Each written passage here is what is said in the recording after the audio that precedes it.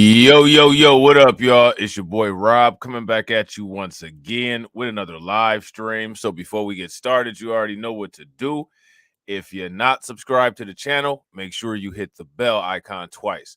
Smash the like button, share this video out to all of your followers, and let's get it cracking. All right, so shout out to everybody who is in the room.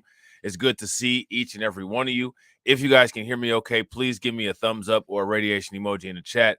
If you guys cannot hear me, give me a thumbs down or an angry face, all right? I'm going to shout out everybody who is in the building early. Shout out to my man, Carlton Way. We got Papanea Shelley. We got Brooklyn Queen in the building. Shout out to my man, Honda 666.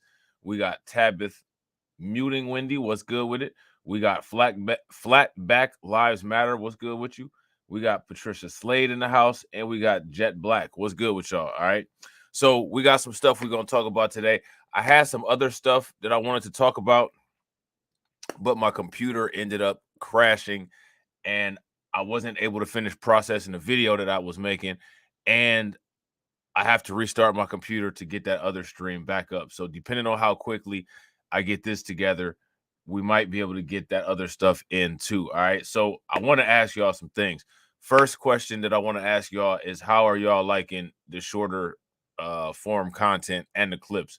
If you guys like the shorter form content and the clips and you guys want me to continue, give me some flames in the comment section.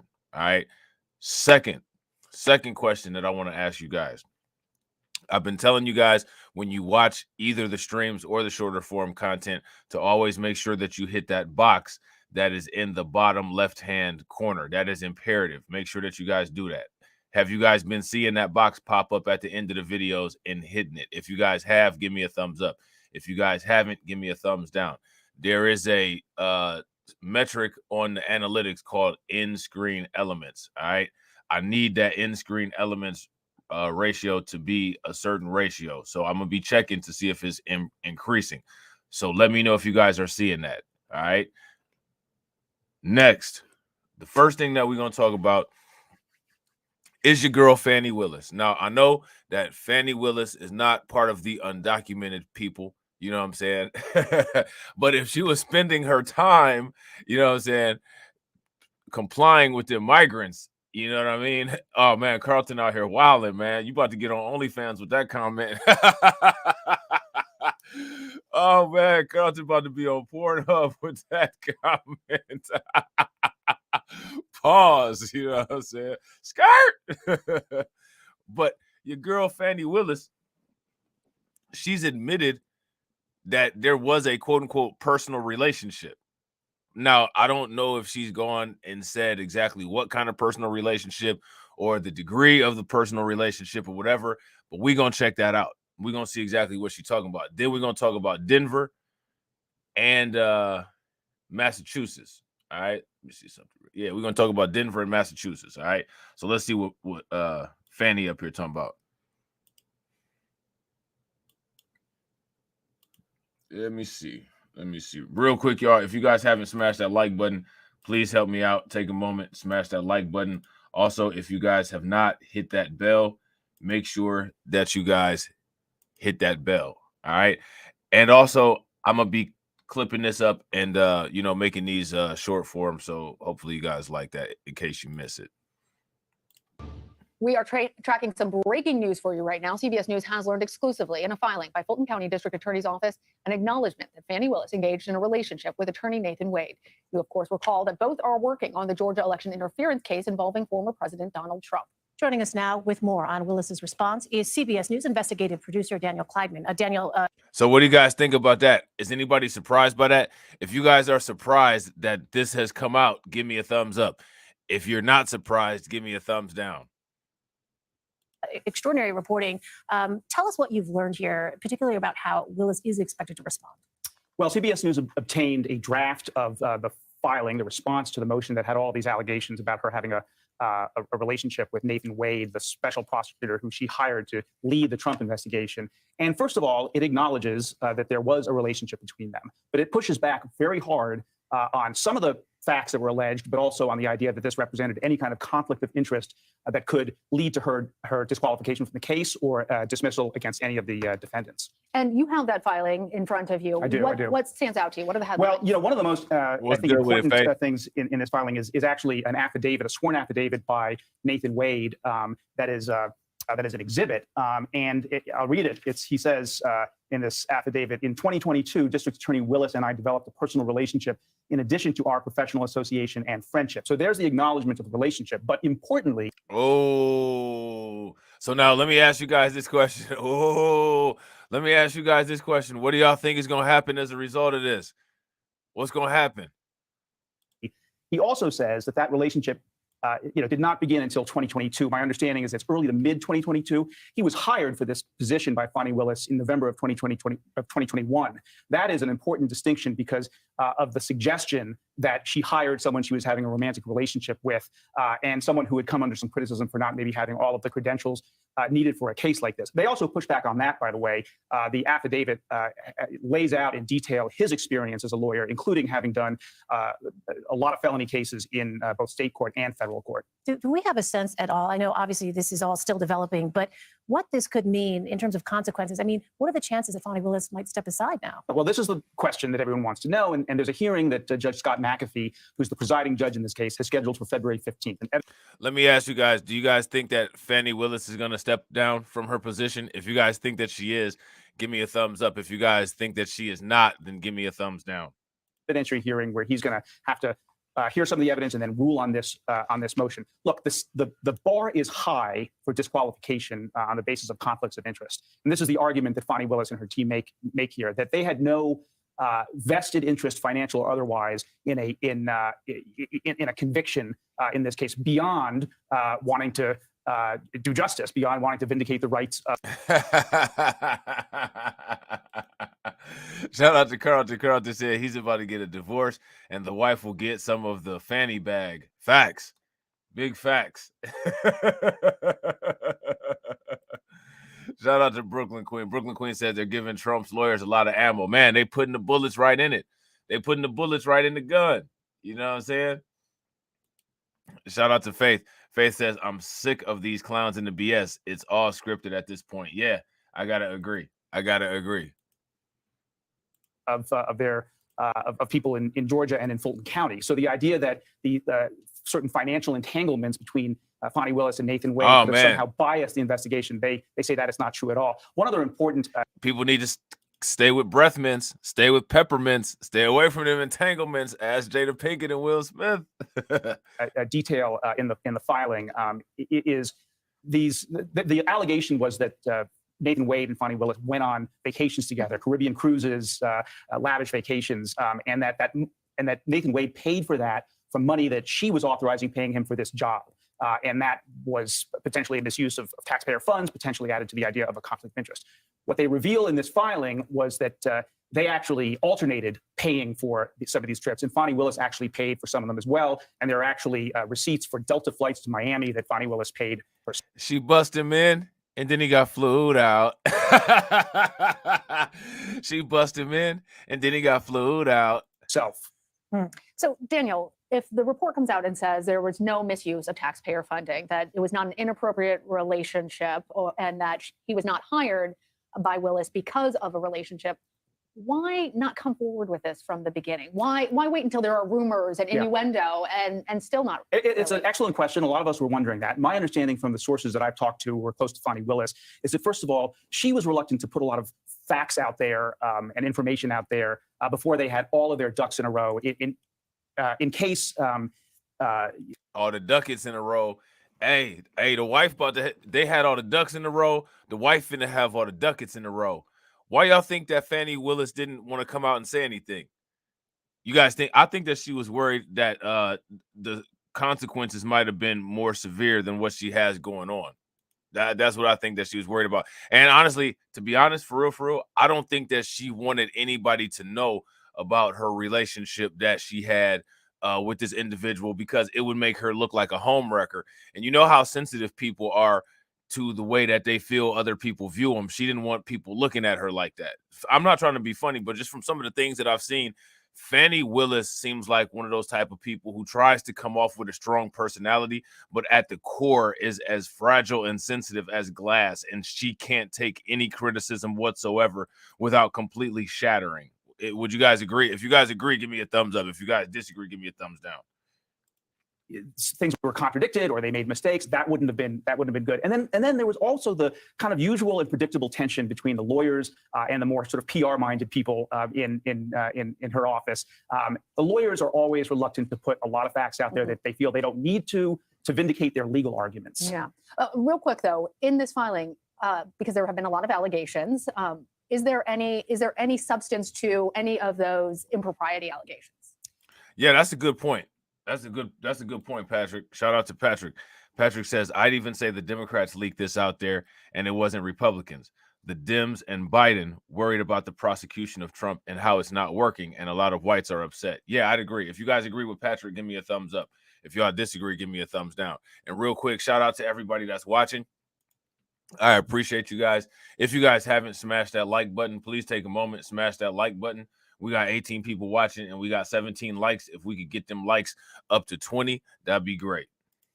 Well, they certainly, they look, I mean, this is their motion in response to the allegation. So this is their position. There will be a hearing. Both sides will have the opportunity to present their cases. So this doesn't end this controversy, but it is the first time we are hearing in any detail what they're saying about it. And they push back pretty hard. Let me just read you very quickly. They're fairly dismissive of the defense's original motion. They say this is not an example of zealous advocacy, nor is it a good faith effort to develop a record on a disputed legal issue. It is a ticket to the circus. All right. Major. All right. So there's that. All right. So we're going to check out another little report here. And this is from the local news. All right. Let me see what they're talking about down there. Give me 1 second. I'm not using what I usually use to stream. And ain't gonna lie, ain't gonna lie. Y'all know your boy is kind of OCD. This don't make it easy. All right, let me see. Share. All right, there we go. Boom. Look at that. So far, so good. So far, so good. Hey. So far, so good. Let's see. Begin tonight with confirmation from DA Fani Willis that she has a, quote, personal relationship with a key aide in the Trump prosecution, but she denies anything improper. Good evening. I'm Russ Spence. I'm Courtney Bryant. This is the first time Willis has responded. Let me ask you guys a question. We're going to do a quick survey question. Is being a homewrecker improper? If being a homewrecker is improper, give me a thumbs up. If it's not, give me a thumbs down. To a motion asking the court to dismiss all charges in the election interference case, accusing the DA of a conflict of interest. Fox 5 team reporter Randy Travis has spent the afternoon poring over the 176-page response. There's a lot in there, Randy. There was a lot, Courtney. Yeah, Fani Willis went to great lengths in her response to hopefully to convince Judge Scott McAfee there is no need for a hearing February 15th to decide whether this relationship is fatal to the criminal case. But one defense attorney is already challenging the DA's response. The allegations stem largely from a contentious divorce involving a key prosecutor in the Trump election interference case. Nathan Wade's estranged wife accused him of having an affair with DA Fani Willis, while at the same time... Man, Fani Willis was going around. She's actually living that old slime life. She up there prosecuting young slime life, but Fani Willis is out here living the old slime life. Would you guys agree? This is old slime life work right here. Willis paying him $650,000 so far to run point on the high-profile racketeering investigation. How many people would say that she's a female simp? If you guys would say that she's a female simp, give me that thumbs up in the comment section. If you guys wouldn't say that she's a female simp, give me a thumbs down. She's a modern female simp who was willing to jeopardize. She has such good judgment. She's willing to jeopardize her career that she worked her entire life to get over some dick, over some DNA, over some dick and attention. This is a leader. Attorneys for Michael Roman, one of the remaining 15 defendants, accused Willis of personally profiting from those payments because Wade paid for their vacations to California and the Caribbean. Two other defendants joined the motion to dismiss the entire case. The indictment brings felony charges against Donald. What was going on in California and the Caribbean? She one of these type of people that I could see literally trying to look for any YouTube video or any social media content that criticizes her and then trying to strike it and get it removed. Don't she seem like that type? If you guys think that she seems like that type, give me a thumbs up. If she doesn't, give me a thumbs down. John Trump. But in her response, Willis called the allegations salacious, based on public relations strategy, not legal argument. She included a sworn statement from Wade, the first time he's talked under oath about the allegations. Wade did admit a personal relationship with Willis, but one that started in 2022, months after he was hired as a special prosecutor. As for the amount of money he's made in the case, Willis explained, quote, Special Prosecutor Wade made much more money than the other special prosecutors, only because Wade did much more work. She included many examples of Wade's legal experience, even pointing out that the defense attorney who filed the motion suggesting he was unqualified actually endorsed him in 2016 when Wade ran for a judgeship, praising his experience.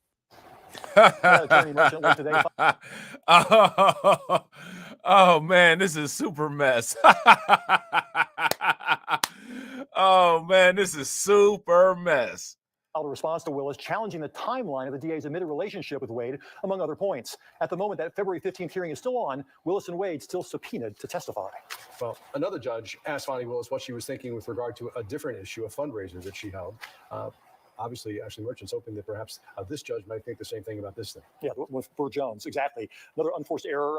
Fani Willis has been criticized for having this relationship. But again, it's going to be up to the judge here, not just to decide whether this is a conflict of interest, but whether to even hold the evidentiary hearing, because that could be a far greater impact on the case if Fani Willis is under oath answering questions about this relationship. All right. It'll be interesting to see what happens. We'll be watching for it. Randy, thanks. That's right.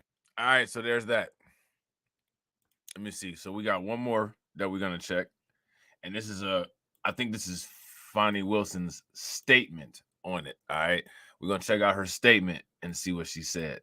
Probably just a bunch of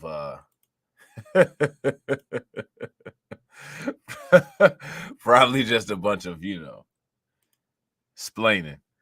She's gonna be sitting up here doing this, explaining for the most part. Differing opinions tonight by legal experts after District Attorney Fani Willis confirmed her personal relationship with a key aide in the Trump prosecution. But Wade says it was after Facts, he was Maximus fired. She Royalty. responded to a motion asking the court to dismiss all charges in the election interference Shout case, out to Two accusing Factor. her of a What's good with conflict it, of bro? interest. In a 176-page document, she and the DA's office called the attempt by one of the defendant's lawyers to disqualify her and Special Prosecutor Nathan Wade a salacious effort. Whether or not legally it's enough to get an order to disqualify her, again, as I say, it's too early, but I think she's... Now, when you're in one of these type of situations, they're going to do whatever they can. They're going to either try to get this case out of the courtroom or they're going to try to win, which is one of the reasons why you got to keep yourself as clean as you can. Or if you're going to do dirt, then actually do dirt and don't get caught. Don't be messy. You know what I'm saying? She didn't do either one. They were all in the open with this, which is one of the reasons why no kind of special investigation needed to be done to figure any of this stuff out, because they made it all real easy. They got nobody to blame for any of this failure except for themselves. Would you guys agree? If you guys agree, give me a thumbs up. If you guys disagree, give me a thumbs down. If you behave like this and do these kind of things, then you can't get upset when these kind of things come back to bite you. You know what I'm saying? It is what it is. You feel me? And real quick, shout out to everybody that's watching. We got 22 people up in here and we got 20 likes. If everybody can bang on that like button. If you guys haven't shared the video, if you guys haven't subscribed and you're watching, make sure you do all the above. And let's try to get to 30. Looking at this, I think she's looking at an investigation by the state Senate. I think she's almost certainly going to be investigated for possible removal by the prosecuting attorney's qualifications commission. She's in a lot of trouble, I think. In such a high-profile case, it would have just been better to get it out there and not let the public be surprised by a filing, which I still don't see how it affects the case in chief. I don't see how it changes whether or not the shout out to John Guillory. What's good with it, bro? Committed the actions they're accused of have done. One of the defendant's attorneys accused Wade and Willis of profiting significantly from the prosecution at the expense that's of facts. taxpayers, Shout out to Faye. saying Wade used some of the money he earned on the case to take Willis on vacations. I think it's a very serious issue. And I think Judge McAfee will take it very seriously. And I think... Now, let me ask you guys this. I just want to ask you guys this. What do you all think made Fani Willis decide to do this? What made her think that this was a good idea to do? What did she think that she was going to get away with it? Did she think that she had so much power that something like this wouldn't come back to haunt her? Why do you guys think that she did this? Every bit of information that comes out continues to put the district attorney in a bad light. What's being alleged is that two consenting adults that ended up having a relationship that was more than a professional relationship after he started his job, decided to have dinners together, decided to have trips together. I don't see the conflict. Somebody having a personal relationship is not a conflict as to whether or not they can perform their duty as an attorney or as a prosecutor. Well, now here's the thing. I get what he's saying, but at the same time, no, it makes you ask the question of why this stuff was hidden and what kind of judgment you have. If you're using good judgment or if you're using bad judgment or if you're trustworthy versus if you're not. You know what I mean? So we got an article here from the Associated Press. Let me see. Hold on real quick.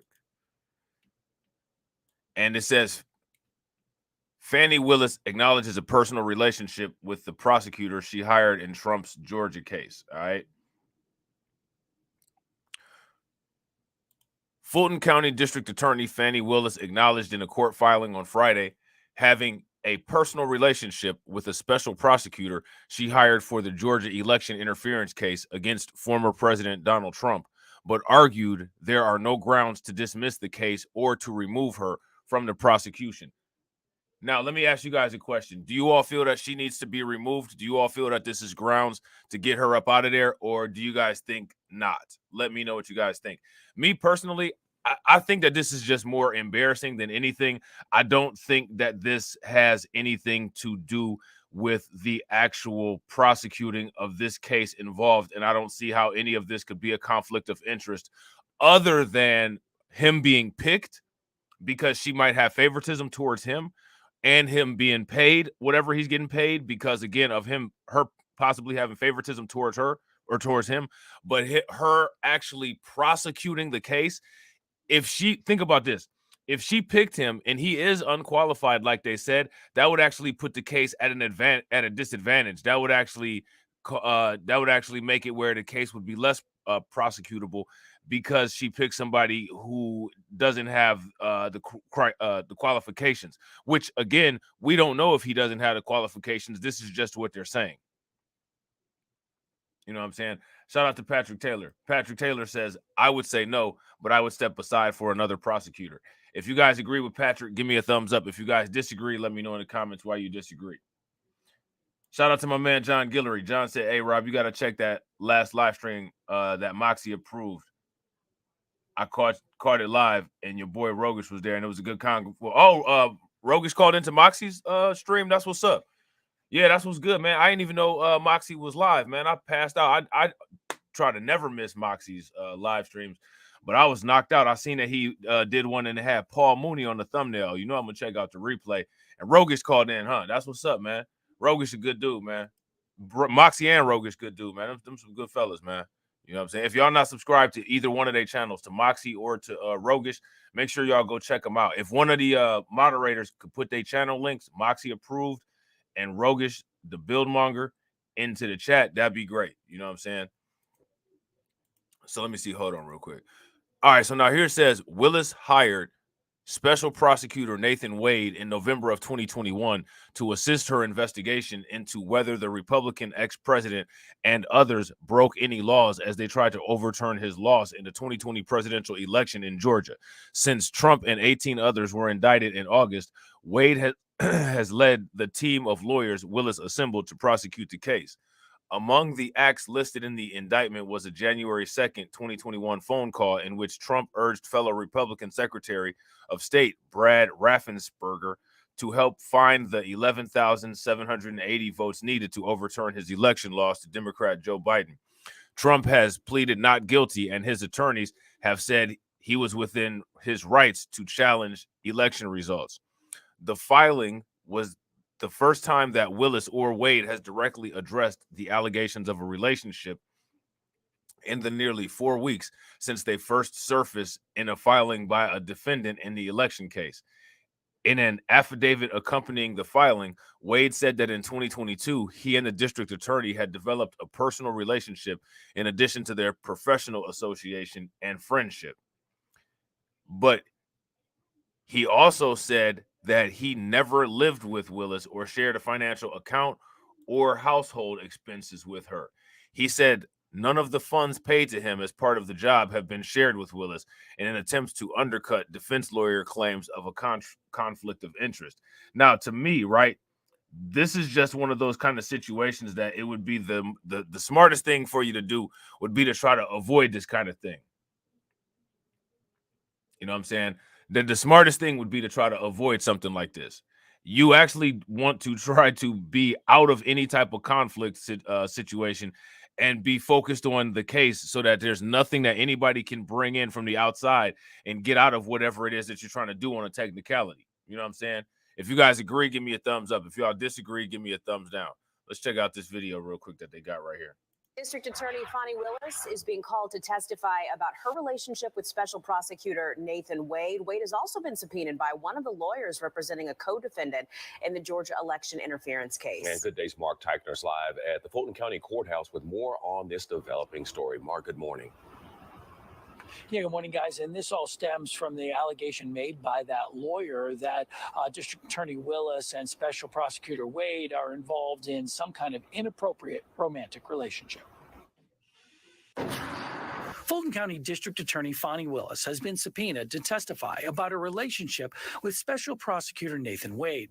Wade is also expected to be called to the stand during a February 15th hearing. A lawyer for Michael Roman, one of the defendants in the Georgia election interference case, accuses Willis and Wade of being inappropriately romantically involved. She also claims Willis's office is withholding information and has violated the Georgia Open Records Act. A spokesperson for the Oh man, Maximus, you got me dead. That's hilarious. Hold on real quick. I don't know why this did this. Hold on. Real quick, you guys, if you all haven't smashed that like button, please take a moment, smash that like button. Pushed back on the Open Records claim, saying the defense has been provided with all the information it's entitled to. That spokesperson didn't comment on the subpoenas. Former President Donald Trump and co-defendant Robert Shealy have both joined in with Roman's motion, which asks the judge to dismiss the sweeping indictment and remove both Willis and Wade from the case. Now, here's the thing, right? Regardless of what anybody finds as a result of this, there's nothing in this that would make them stop going after Trump, right? Like, Trump is going to have to go through his trial, and if they find him guilty, then they find him guilty, and he'll be able to appeal it. And if they find him not guilty, you know, he'll be not guilty. But the only thing that this would have a consequence on, if you ask me, would be Fani Willis and this guy Wade. I don't see how this would just automatically make it where Trump's case has to be thrown away. That doesn't make any sense. Would you guys agree? If you guys agree, give me a thumbs up. If you guys disagree, give me a thumbs down. Shout out to Carlton Wade. Carlton says she'll probably say Wade manipulated her. When all else fails, blame the black man. You know what I'm saying? Facts. That's big facts. If y'all agree with Carlton, give me that thumbs up. If y'all disagree, give me a thumbs down. Yeah, and shout out to Rebel with a Cause 85. Make sure y'all throw some flames in the chat for Rebel with a Cause 85 for subscribing. And if you're watching and you haven't subscribed, take a moment, be like Rebel with a Cause 85 and subscribe. The motion claims Willis gave Wade a large salary and then benefited when he allegedly paid for them to go on trips together. It also questioned Wade's qualifications. The motion offered no proof of an alleged relationship. Neither Willis nor Wade have talked publicly about the issue, although last month she did defend his qualifications. Hey, hold on. We gotta take a moment to appreciate my man's facial expression. He's like, what? What you done got me caught up in? Fanny. Look, hey, we got to take a moment to appreciate Wade's facial expression. What is all this? You know, what kind of mess you done got me in? That's the what kind of mess you done got me in face.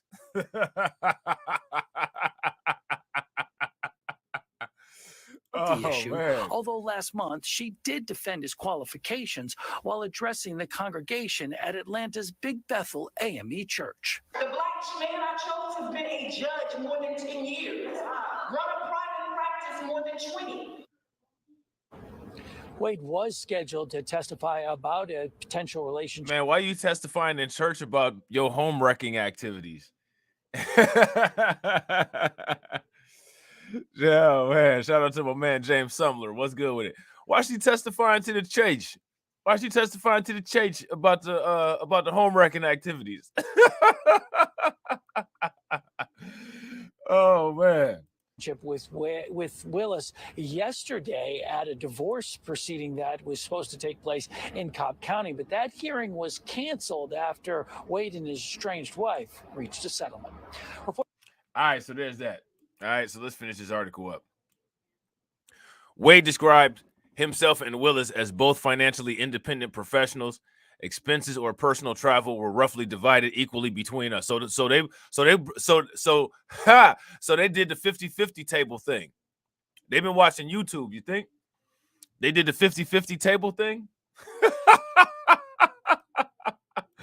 At times, Wade said, I have made and purchased travel for District Attorney Willis and myself from my personal funds. At other times, District Attorney Willis has made and purchased travel for she and I from her personal funds. I have no financial interest in the outcome of the 2020 election interference case or in the conviction of any defendant, he wrote.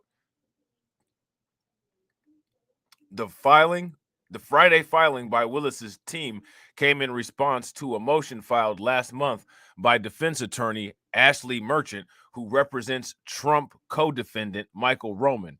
The motion alleged that Willis and Wade were in an inappropriate romantic relationship that created a conflict of interest.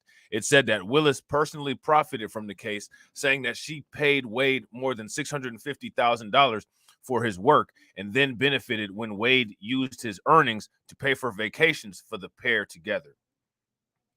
Roman asked the judge to dismiss the case and to have Willis and Wade and their offices barred from further prosecuting the case. Trump and at least one other co-defendant, Georgia attorney Robert Shealy, have filed motions to join Roman's efforts to dismiss the indictment and remove Willis from the case. Fulton County Superior Court Judge Scott McAfee, who's presiding over the election case, has set a February 15th hearing on Roman's motion. Willis and Wade are among a dozen witnesses Merchant has subpoenaed to testify at the hearing, and Friday's filing says the district attorney plans to ask McAfee to toss out these subpoenas. So again, what do you guys think is going to be the results of this? What do you guys think is going to be the results of this? Let me know what y'all think about to happen as a result of this. The Friday filing asked McAfee to dismiss the motions without a hearing, saying that they have no merit. Steve Sato, Trump's lead attorney in the Georgia case, said Willis is asking the judge to turn a blind eye to her alleged personal and financial misconduct and says her only goal is to stop the February 15th hearing. Just like their only goal is to stop the Trump hearing. You know what I'm saying? This is how these people play, and then they try to say that they're not doing this stuff. Though she admitted to the relationship, Sato says she failed to provide full transparency and necessary financial details. Merchant filed an initial response to the prosecution filing Friday. She argued that a hearing is needed because Roman has the right to cross-examine and test the prosecution's claims. She listed questions she would ask Wade that suggest she believes his relationship with Willis began earlier than he asserts and that the pair had lived together at certain times. Now, I'm interested to see what ends up coming out of this. What do you guys think?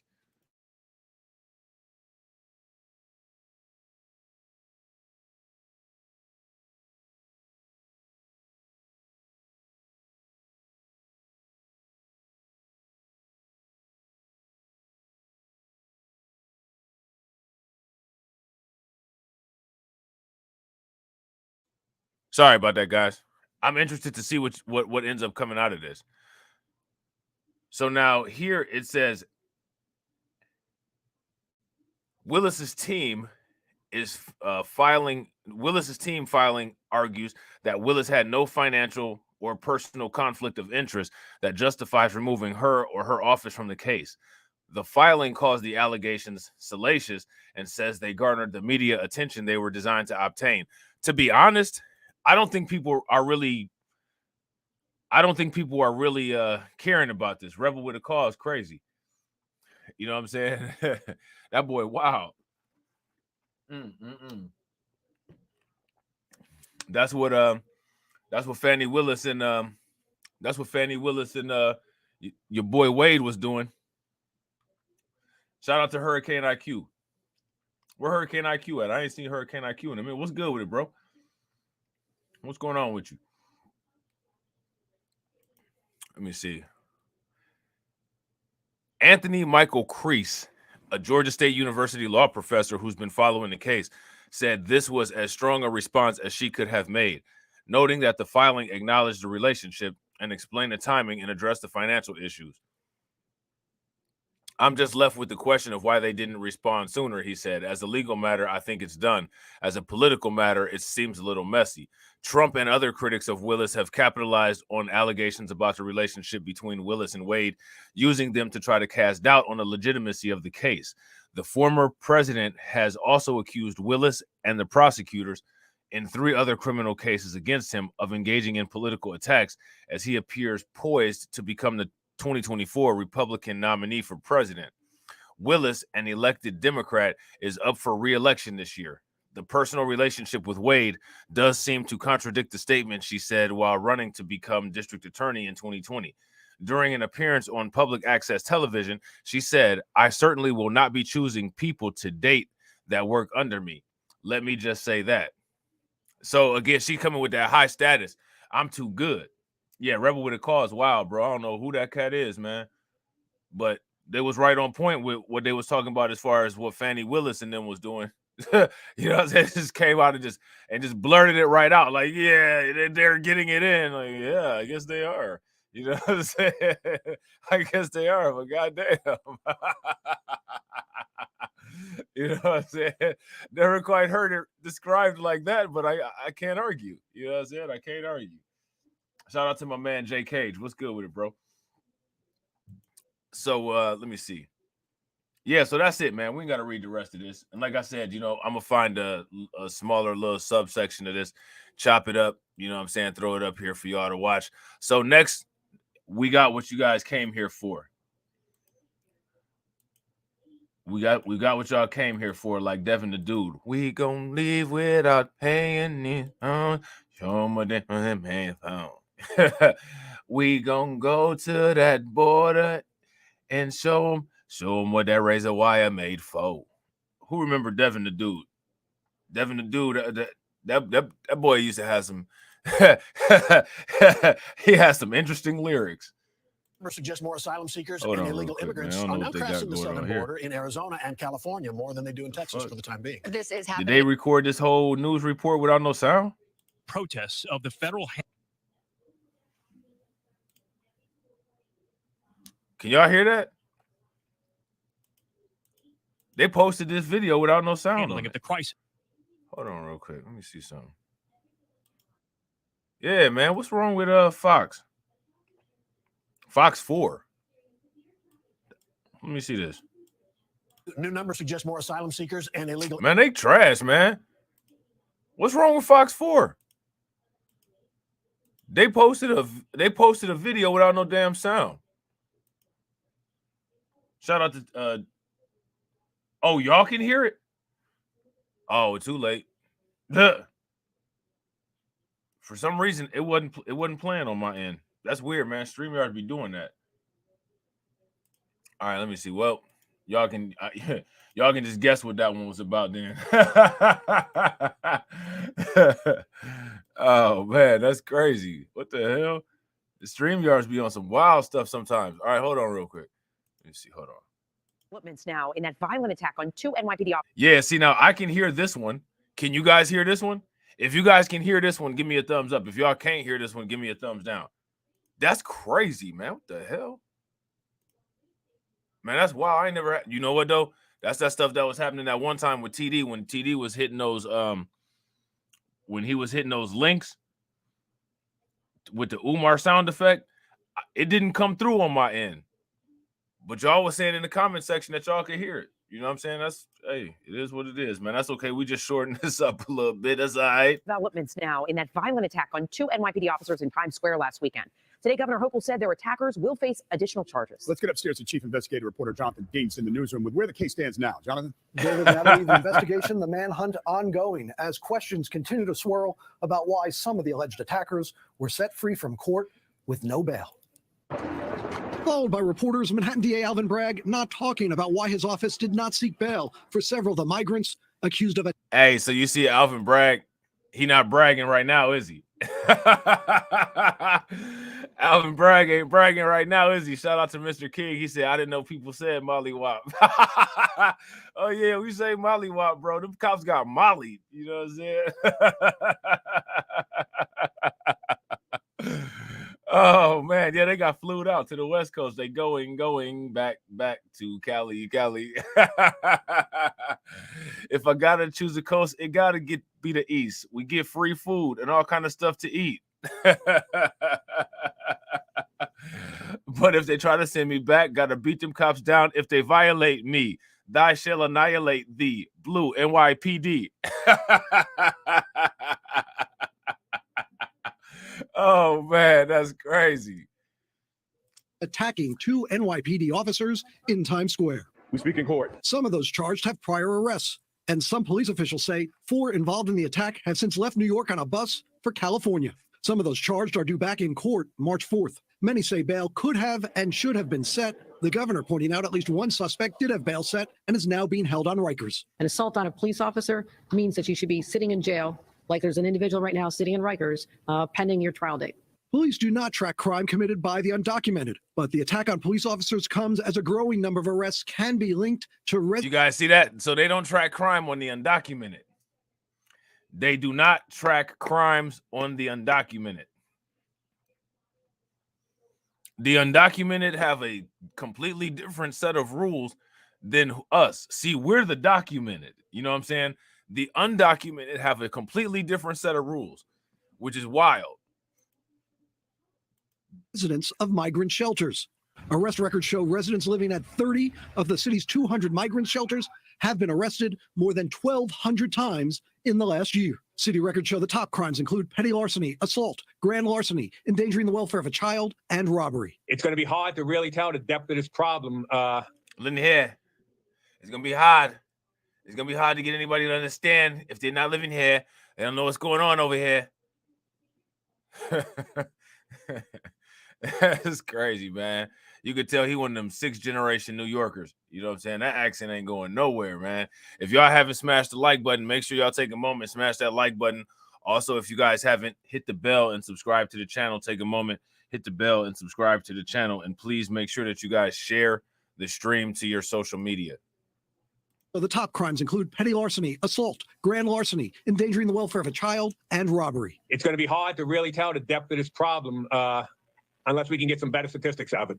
NBC New York consultant Terry Monahan is the NYPD's former chief of department. He says, hey, make sure you guys show my man Hurricane IQ some love. Hurricane IQ been a channel member for 5 months. Shout out to him. Definitely appreciate it. We got mad members. You know what I'm saying? The membership is only 99 cents. It helps. So if you want to be like Hurricane IQ and become a member, make sure that you guys hit that link when the bot puts it into the chat. All right.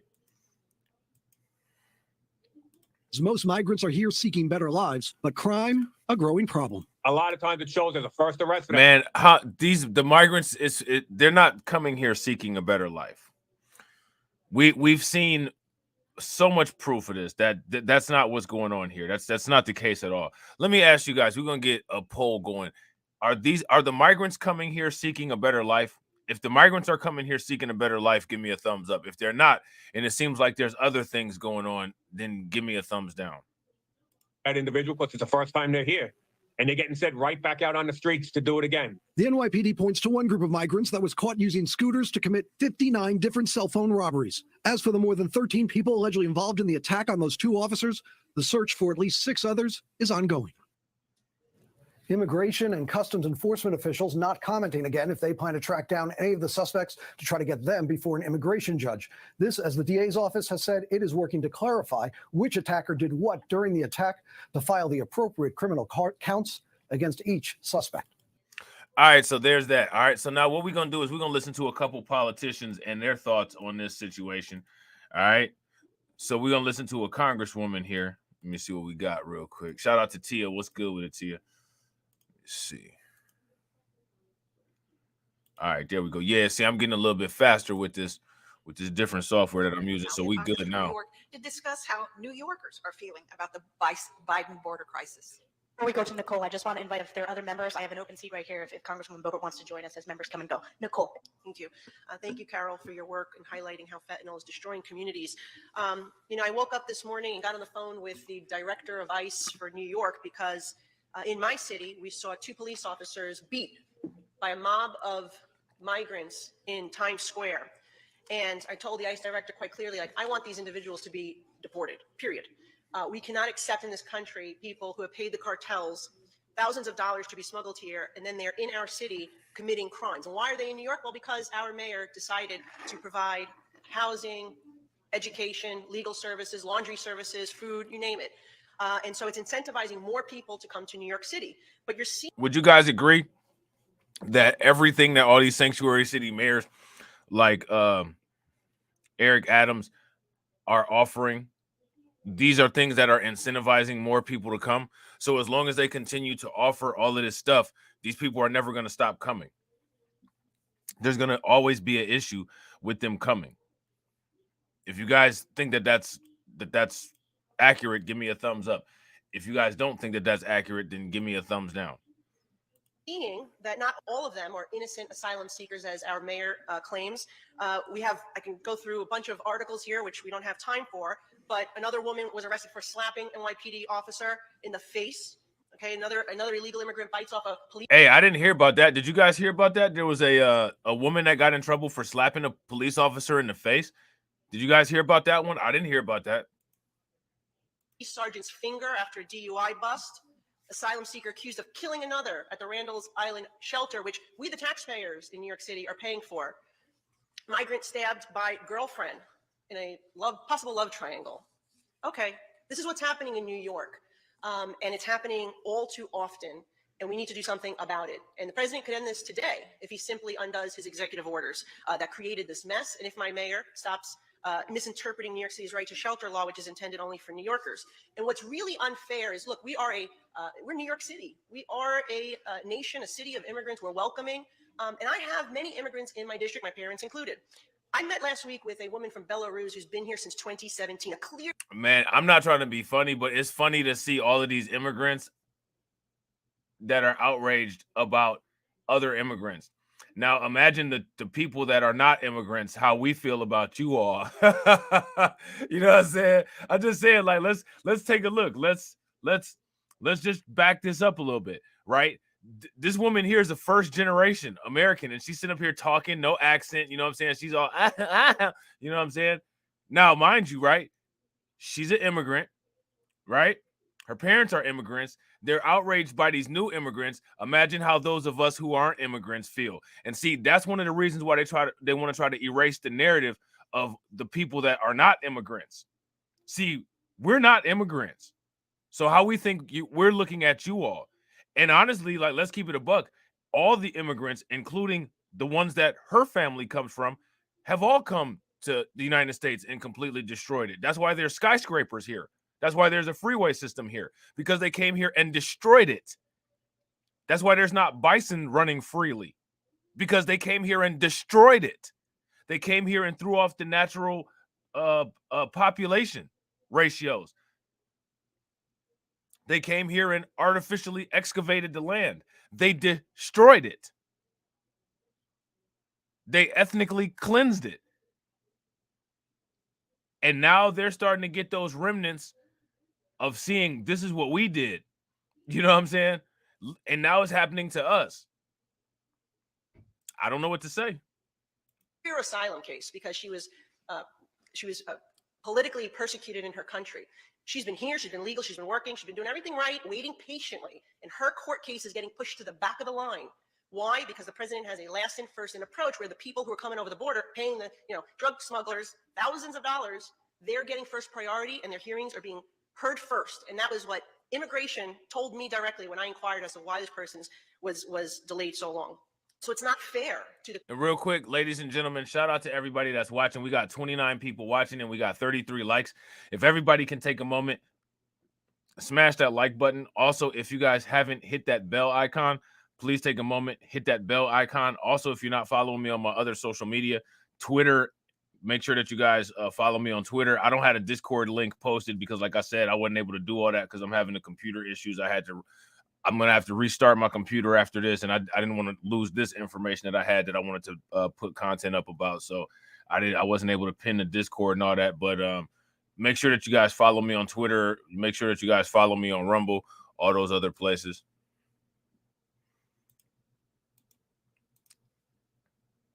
People who've come the right way and have been waiting patiently, doing everything right, and that has to be addressed. Enriching the cartels, that's what's happening. I just said $32 million a week. But what really concerns me, and maybe I still got that computer hurricane. I'm from New York City, right? Post 9/11 world. Look at the board. 361 people on the terror watch list were stopped at the southern border alone. You mentioned there's not enough people on the northern border. We don't even know how many maybe came into the northern border. Did you guys hear that? How come they don't talk about that on the news? She said there's a board that they're not showing, and on the board there was over 300 terrorists on that watch list. Why do you guys think they're not talking about that on the news? They should be showing people that. They should be letting people know how unsafe a lot of this game that they're playing really is. But what really concerns me, and maybe Brandon can help shed some light on this issue, is, look, I'm from New York City, right? Post 9/11 world. Look at the board. 361 people on the terror watch list were stopped at the southern border alone. You mentioned there's not enough people on the northern border. We don't even know how many maybe came into the northern border. But in addition to the roughly 8 million people who are claiming asylum, which, by the way, only half of them actually qualify, maybe less, because if you look at the court data, more than half of the people claiming asylum are doing it to gain entry, and then they are denied when they actually get to court. Further pushing my constituent again the right way down the line, clogging out the immigration system. But in addition to those people, you're talking about 1.8 million that have come in or undetected. That's what CBP estimates. Shout out to my man, John Guillory. Everybody, if you're not part of the Discord, take a moment. That link that John just put into the chat, make sure you guys hit that link. Hit that link right now so that you can join Discord. You will never miss a notification, and you'll be able to see some of the content that I'm not able to put up and some of the articles that some of the subscribers post, because they put some great information into that Discord. If you're part of the Discord gang and you guys agree with what I said, then throw that Discord gang emoji into the chat. All right. And shout out to my man Hurricane IQ for being a like enforcer. Throw some like enforcers in the chat. We don't know who they are, where they are, or what their intention is. And that is what scares me the most as a New Yorker in a post 9/11 world. Can you please give us your thoughts on that? And is there reason to be concerned? Yeah, so the actual estimate is going to be that there's been more than close to 4 million people that have crossed our borders illegally and have been able to evade apprehension. That 1.8 million people, that's what we actually detected. So that's not an estimate. We actually know that that's what crossed the border. We saw them. So when you look at this issue and when you look at this problem, you're constantly going to hear in the rhetoric rather than giving actual facts. And what really frustrates and upsets us is when you hear Joe Biden say, well, I've asked for money. This is not a money issue. This strictly is a policy issue. If he were to give us the policy, what he wants to do is he wants to put the cart before the horse. If you give me more drones, if you give me more ground sensors, if you give me more remote video surveillance, all that's going to do is count the gotaways. That's all it's going to do. It does not allow us to go out and actually apprehend these individuals, because the cartels recognize that all they have to do is flood our resources. And when they flood our resources in one specific area, it requires us to send those resources to that area, which takes our agents out of the field. And when our agents are out of the field, it creates the gaps in our coverage. And when they create that gaps, they control that area, and we just don't know what's coming across. You're going to hear this misnomer, and you're going to hear the far left liberals, and they're going to say, well, all the drugs are coming at the ports of entry. They're not coming between the ports of entry, and that is absolutely false. And the reason that that's false is because those ports of entry, those are secure locations. If the resources exist, every single vehicle can be gone through. But when you don't have agents on the border, and when you can't properly control the border. And so now it's interesting that he's bringing this up, right? Because we are actually going to get into that. We're actually going to get into what he's saying, because I don't know if anybody is aware, but the patterns of how people are migrating into the country, or the illegally getting into the country, I should say, have changed dramatically. Now there's new hotspots of where people are actually getting in more so than where they were getting in before. You guys remember Eagles Pass, Texas, and all of those places. Those were the hotspots before. But now there's other places that people are looking at trying to get into as well. You guys can take a guess where those places are. When you have 23 miles that are wide open, everything that comes across there, it would behoove the cartels to actually cross their drugs at that time when they create that opportunity. And that's what they're doing. They're creating an opportunity. On the northern border, they create that opportunity knowing that they flood our resources on the southwest border, which then requires our northern border agents to sit behind a computer and process individuals, and which again destabilizes the northern border and allows drugs to flow across there. In fact, the most potent marijuana used to be what we call BC bud. And that was coming from Canada. We know that things continue to come from Canada in your area, We know that that continues to happen. But if you're not there to actually apprehend them, again, give me drones, great. But those drones are going to count the gotaways. They're not going to allow us to apprehend people. If I could just add one point, because I think it's important to this discussion. We've caught a number of drug smugglers in New York, and believe it or not, because of New York's ridiculous bail law, they've been released right back onto the streets. And one of the things that ICE is concerned about is that NYPD has their hands tied and they cannot cooperate with ICE. So ICE may have a detainer request for those individuals, and NYPD will just release them back onto the street instead of turning them over to ICE. And that has made it really even more problematic for law enforcement to be able to do their job. Now, if you watch NBC or if you watch one of these liberal Democrat news stations, they'll sit here and tell you that what's being said right here is misinformation. But we're actually looking at an actual government official saying this. YouTube will remove your videos for saying things like this. We're actually looking at someone who works for the government saying this. So now let me ask you guys this question. Why is it then that the news, they don't emphasize the fact that these people get caught and then they get released after committing violent crimes? Let me know what you guys think. And that's a policy decision, and that's the problem. And that's one of the magnets that draws people across our borders illegally, when they recognize that there's going to be no consequences once they get here. And again, I don't mean to correct anybody, but statistics will show that people that claim asylum, it's only about 15% that are granted. So the vast majority of these individuals that claim asylum don't have a legitimate claim. But the problem is the vast majority never show up to their court appearances. So when we're looking at the impeachment of Secretary Mayorkas, if we want to prove, because we constantly hear, well, you didn't prove your case. So check this out. He said the vast majority never show up to their court cases, right? The vast majority never shows up to their court cases. And then how do you enforce the warrant that will be generated from them not showing up to court? How do you enforce that arrest of them not showing up to court? Make it make sense. You know what I'm saying? Make it make sense, because I don't know how you do that. To prove that he is actually violating our laws by not enforcing our laws, all you have to do is look at what he said. He said the act of being in this country alone is not enough for an enforcement action. That's his intent. His intent clearly shows that he is not going to enforce the laws. Then he backs it up with action. All you have to do is look at the people that do not show up to their court appearances. That means they violated the rules of their release, and he now has an obligation to go after those individuals, but he's not. And that's where he's violating the law. So, and when he violates the law, what that does is it invites more people to cross our borders illegally. That's the magnet that draws people here. So it is clear that he is in fact violating the law. And if we do not impeach him, then we are allowing him to get away with encouraging the cartels to continue to advertise their services around the world. There must be accountability in our government. We're next going to go to. All right. So there's that. Okay. There's that. My bad. So what we're going to look at next is we're going to look at what your girl Kathy Hochul has to say about all this. All right. We're going to see what old Kathy Cruella DeVille, what she got to say about this.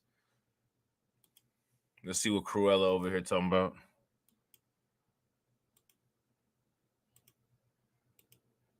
The video quality on this is horrible. Thank you. All right, folks, we're going to take a couple questions while we have the governor here. We can have, Christina from the post. So I have two questions regarding the migrants. So my first question is, what do you think Alvin Bragg in this case where the migrants were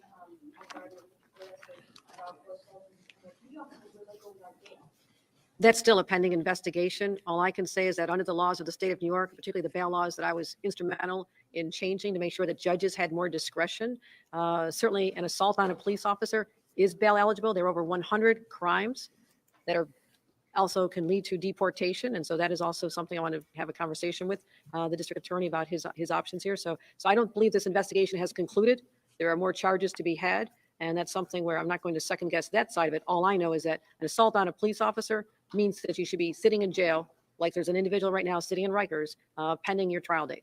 Melissa? Okay, wait, I- Melissa, no, we got one. Come on, Melissa. Okay, Governor, why is District Attorney Bragg not with you here this afternoon? And did you speak with him at all about this case when you guys just walked back into a room together? Well, this was set up prior. I was looking for representation from our district attorneys who have an area of specialty. District Attorney Katz has been laser focused on domestic violence. Another representative, there's only 2 representatives from the city of New York. I did not have all of them. DA Gonzalez has been working on the retail theft. DA Roca has been focusing on hate crimes. And District Attorney John Flynn was instrumental in helping us rewrite the bail law. So this was put together. We didn't invite, there's 5 district attorneys from the 5 boroughs, and we wanted representation from various parts of the state as well. I did have a conversation. I'm not going to disclose that conversation, but I'm also rather confident there'll be more charges brought. Ayana? Good afternoon, Governor. Has your office been able to ascertain whether or not the people involved or the subject of this assault are in fact migrants or with their immigration status? There's been some concern that they've been called perhaps before time, but it's unclear, I guess, whether or not they're actually migrants. My office has not gone in and made an official confirmation of their status. They've been described as migrants from the DA's office and the police officers, so I take them at their words that they know this. They know where their people have been residing. They asked for identification at the time of arraignment, so all that would have come forward, and so they would have the true identity to the best of their ability at that time. All right, a couple questions from this side. Linda and then Channel 7. Thanks so much, Governor. So in the past few days, we've said this multiple times, that you were looking to dress your due process and the right thing. Do you think that the Bragg did the right thing by releasing 6 illegal migrants charged with assaulting 2 New York City police officers by midnight who have no ties to New York City, New York State, or this country? Do you think he did the right thing and the charge with felony? My number one priority is protecting the people of this state. And anytime there's an assault on a police officer, which is a very serious offense, it is bail eligible and bail should be sought. Now, let me ask you guys a question. How can you say that? How can you say that your priority is protecting the people of this state when you have sanctuary city laws that make it to where law enforcement doesn't have to cooperate with federal authorities when it comes to detaining and processing crimes of illegal migrants? Make that make sense. Let me know what you guys think about that in the comment section. Governor, investigators believe that 4 of the suspects who were released without bail fled New York because there's nothing legally telling them that they have to stay here. Are you concerned about the perception to the public, an outcry right now from many New Yorkers who believe that they kind of got off in a way? I would also repeat my statement. The bail laws allow for people involved in the physical assault of a police officer to be charged as a bail eligible offense, meaning right now that they should be sitting in Rikers. Last one, Tim. Absolutely. Absolutely. If you guys agree with Hurricane IQ, give me a thumbs up. If you guys disagree with Hurricane IQ, give me a thumbs down. Hurricane IQ says it's so easy to point out the contradictions as you always do. Facts, bro. And that's the thing. We got to be able to use this and get as many contradictions in writing on these topics where we discuss them as we can so that they can't ignore them. They cannot ignore it. You know what I'm saying? So, yeah, facts. We're going to always point these contradictions out, and we're going to keep putting them in their face until they say something about it.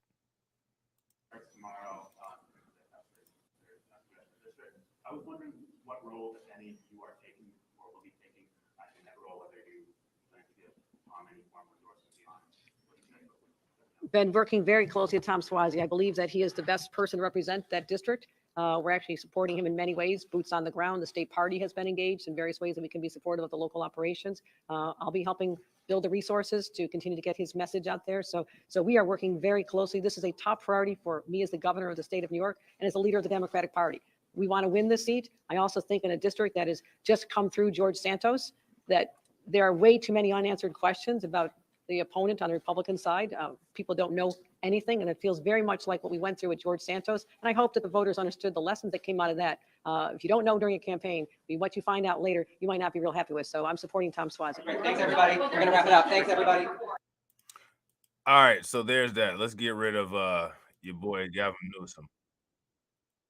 All right, so what we got now is we're going to be talking about Denver. All right.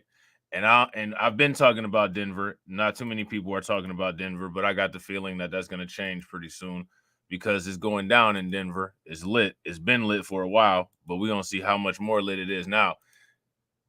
Denver struggling to stay afloat, facing pressing budgetary concerns after 38,000 migrants have arrived. Now, you guys saw that article, that news report that we looked at this morning, right? In that news report that we looked at this morning, the school was all gung-ho about taking all these extra migrants in. Shout out to Jada Informant. What's good with it? That was this morning. They were talking about how they were willing to take all these people, all these new migrant students into the schools. But now, as you guys can see, like I've been saying for a long time, because I've been putting a lot of information together and tracking a lot of these trends, Denver is struggling to stay afloat after the arrival of 38,000 migrants. And yet and still, they're still trying to figure out how to fix this. The only way to fix this is to stop cooperating with the sanctuary cities and start sending some of these people back. Okay. How do you run a hospital system when you have thousands of migrants coming in for free healthcare? Denver has reached a critical point. Lydia, who's with me, she has the story. How many migrants are showing up at the hospitals in Denver? You know, the hospital says they've counted around 8,000 migrants, but they're responsible for roughly 20,000 visits. We're talking about Denver Health. It's the city's public safety net hospital, so anyone can go there regardless of their ability to pay. So take a look at this. In 2022, the hospital... Real quick, shout out to everybody that's watching. I appreciate you guys watching. If you haven't smashed that like button yet, we got 34 people watching and we got 36 likes. If everybody can bang on that like button and get us to 50 likes, that would be great. Also, if you guys haven't shared the stream or subscribed to my other social media or channels, make sure you guys take a moment and do that as well. Hospital accumulated roughly $120 million worth of services that were not paid. But then last year, unpaid care grew by about $15 million. At the same time, the city saw its migrant population swelling. So hospital executives say the hospital is operating at a near break-even pace, and the migrant crisis is adding strain. The migrants have been using Denver Health as their primary care location. So even when they settle in, and so check this out. I want people watching on the replay, make sure you comment specifically regarding this and timestamp this part. The people who are paying the tax so that people who don't pay the tax are able to get prioritized and get health care first. And the people that are paying the tax are getting less of what they're paying more for. How do you guys feel about that? Do you guys think that that's okay? If you think that's okay, give me a thumbs up. If you think that that's not okay, give me a thumbs down. There's no more cost to the city. There's going to be a cost to Denver Health because they need ongoing health care. Our emergency room is frequently full and we have to divert patients. I think the real tragedy is they often just don't get care anywhere. Now, all right, so there's that. All right, so now here it says Colorado's hospital has joined the ever-growing list of cities that have become overwhelmed by the influx of migrants, with over 38,000 asylum seekers arriving in Denver in the past year. The mile-high city has struggled to accommodate the new arrivals, who have inundated the city's shelters and hospitals, prompting state officials to enact a limit on how long migrants can stay in state-funded rooms starting February 5th. The city initially paused the discharge of migrant families from shelters on November 17th to assist the increasing number of the new arrivals. However, after seeing a dramatic uptick, the city is now housing 4,500 migrants and will resume discharging migrant families. Denver's Deputy Director of Communications, Jose Salas, told the Post that the city will extend its previous length of stay policy for families from 37 days to 42 days. Over 40,000 asylum seekers have been sent to Denver in the past year. Denver Post via Getty Images. Oh, I'm sorry. That's this part up here. The changes will be rolled out over the next several weeks and come as Denver experiences a significant surge in arrivals from the southern border, as well as pressing budgetary concerns, Salas says. A Venezuelan family told NBC News that they just received notice from the city that they will be evicted from the hotel where they have been living. Just yesterday, they started throwing away the toys and bicycles in the common area. The mother of 3 girls said, "We don't know where we will go next." So now, again, they remember they came to the United States and didn't know where they was going to go. Now they're here and are having these issues because these migrant shelter facilities can't sustain, them being here, and they're still saying that they don't know where to go. You know what I'm saying? So make it make sense. Dr. Stephen Frederico, a pediatrician and chief of government and community affairs at Denver Health, told the outlet that the hospitals like this have become a safety net for the city. I think it's been an unheeded call so far in terms of who's going to be responsible for healthcare of this population, Federico said. In the meantime, it falls on safety net hospitals like Denver Health. Okay. Denver's mayor estimates that the city will need an additional $100 million to cover migrant needs in 2024. Federico says hospital officials have begged state and federal officials for help in covering $10 million in unpaid medical bills from migrants. Emergency room Dr. Christy Rodriguez told NBC she worries asylum seekers may not be able to get the help they might need after being discharged from the ER. They should be lucky that they got help at the ER. If you guys agree that they should be lucky that they got help at the ER, give me a thumbs up. If you guys disagree, then give me a thumbs down. And real quick, shout out to DSB for supporting the channel for 12 months. Definitely appreciate it, bro. Make sure you guys throw some flames and some radiation emoji and some ducks in the chat for DSB. 12 months of membership support, man. See, this is what I'm talking about. Y'all see that? We got long-term people over here. You know what I'm saying? Shout out to the long-term crew. So now here says, I don't mind being busy. I see a lot of patients. I can stay late, Rodriguez said, but I don't know if this person is going to get medicine filled. I don't actually know if this person is ever going to get into a pediatrician to be seen and taken care of. For me, that's the part that pulls at my heartstrings. And that's one of the reasons why they're doing this story, is to pull at people's heartstrings. Would you guys agree? They're doing these type of stories to try to pull at people's heartstrings. That's the reason why they're doing these stories. Denver schools have seen 3,000 new students enroll in the system since July. Denver Public Schools has seen an additional 3,000 students enter the system since July, putting a strain on their budget as funding gets set based on the district's population. The previous October, according to Adrian Indres, who oversees multilingual education for the district, most of the migrants have come from Venezuela, and many have come with little to no schooling, Indris says. So I don't know if you guys saw the stream that I did earlier, but this is that woman who was in the classroom with those kids. All right. Shout out to my man, TD Hip Hop Media. Definitely appreciate TD Hip Hop Media. TD Hip Hop Media been a member of the channel for 13 months. So show him some love. Throw some radiation emoji in the chat, flames, and some ducks from my man, TD Hip Hop Media, supporting the channel for 13 months. You know what I'm saying? Me and TD been making content, collabing on content together for what? It's been like 3 years now. Shout out to TD Hip Hop Media, man. You know what I'm saying? We've gotten a lot of new kids really quickly with lots of needs, Indra said. It's been getting creative in a lot of spaces. It's been bringing a lot of other departments in, and it's an adventure that we're glad to be on. They're saying that now. They all always say that at first. But then when they see that there's no end in sight and that nobody's coming to save them, then all of a sudden they go back on their word. You know what I'm saying? After that, then it's like, whoa, this is a little bit too much. We can't deal with all this. Shout out to Shamika Gray. What's good with it, Shamika? All right. So now here it says most of the migrants entering Denver have come from where? Venezuela. How many times are we going to have to say this? Even though they keep putting those pictures of all those African immigrants up, there it is again. There's the proof. Most of the migrants coming in are coming from Venezuela.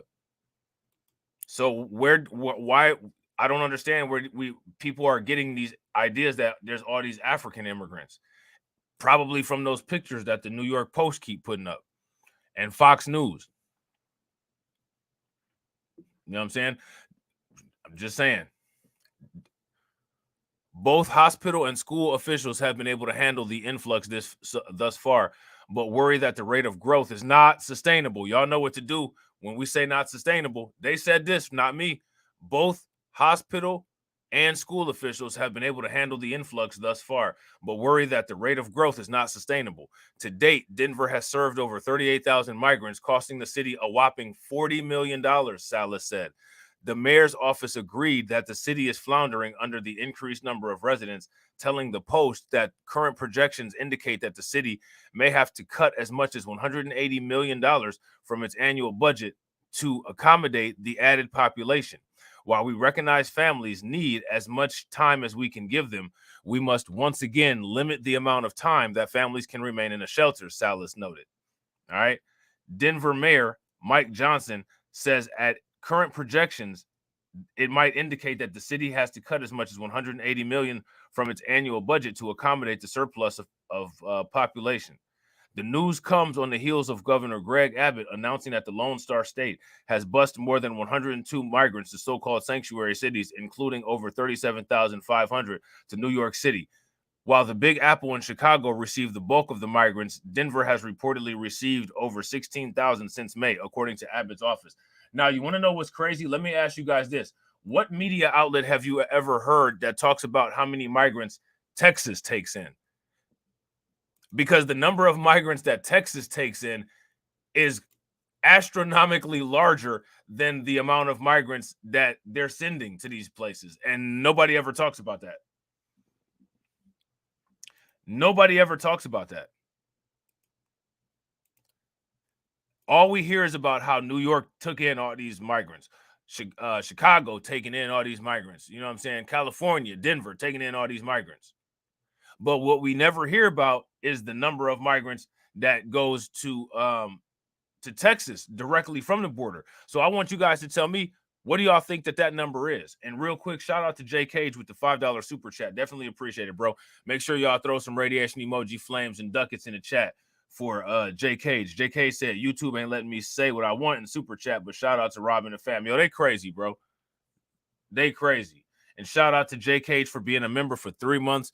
Definitely appreciate you, bro. And shout out to Shamika for being a member for 8 months. Please make sure y'all light the chat up with support for them, because I'm telling you, without the green team, without the people that donate, without the people that are part of the Patreon, people that's part of the locals, it would be more difficult for me to do as much of this as I do. So shout out to y'all, man. I appreciate it. So this is what we got popping off over here. Stuff going down in Boston. All right. Massachusetts turns recreational plex into shelter for homeless families, including migrants. Let me ask y'all something. Is that what the taxpayers paid for? Did the taxpayers pay for this? They just took the rec center. Look at that. That's a running track. Look like on the top floor. They just took the recreational track and turned it into a migrant shelter. You think people happy about that? If you guys think that people are happy about that, give me a thumbs up. If you guys think that they're not happy about that, give me a thumbs down. That's what they're doing out here. They just doing like that. You know what I'm saying? Making guerrilla moves like that. You know what I'm saying? Massachusetts Governor Maura Healey and Boston Mayor Michelle Wu toured a recreational complex Wednesday, hours ahead of its planned opening as temporary shelter site for families experiencing homelessness, including migrants. Healy said about 75 individuals were expected to arrive at the Case Recreational Complex located in the city's Roxbury neighborhood before the end of the day. The complex can provide temporary shelter for up to 400 people, or about 100 to 125 families, as the state continues to grapple with an influx of homeless migrants. Okay. We're here today because we don't really have a choice, she said. Families continue to come into this country. We continue to come to Massachusetts, and we have, over the last several months, opened up locations throughout the state. So now let me ask you guys a question. Is that accurate, what she said? Is that true? Is that accurate or true? Make that make sense. And real quick, ladies and gentlemen, shout out to Black Freethinker. Please make sure you guys show Black Freethinker some love. Throw some flames, radiation emoji in the chat for Black Freethinker. Black Freethinker says Texas has to be overwhelmed by now.